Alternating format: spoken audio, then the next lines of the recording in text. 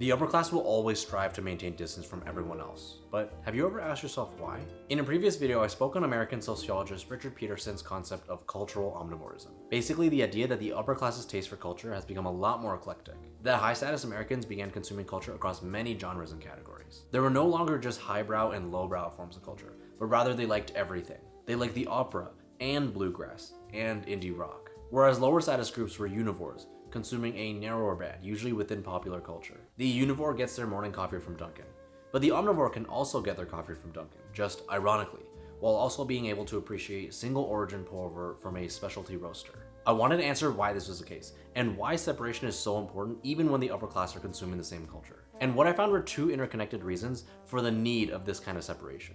The first one being the justification of privilege. In liberal democracies, the upper class must justify why they deserve more resources and status and power. They can't say, because I was born rich. So in effect they say, because I'm more cultured, sophisticated, educated, and worldly. For them, it's not smart to admit their position came from structural advantage. So they use culture as a way to make their privilege appear earned and natural. And before some of you get mad at my comments, no one is saying this explicitly. This isn't an active thing, but rather it's unspoken, it's found between the lines. The second reason for why this separation is important is because of social reproduction. The upper class don't just need to justify their own privilege, but they also need to pass it to their children. But on the surface, in meritocratic societies, it's not always smart to just hand your children money and power. They need to appear qualified for elite positions. They need credentials and network and cultural competence to signal membership in elite circles. Cultural capital solves this problem because it can be transmitted through seemingly natural family life and creates durable advantages that compound over time.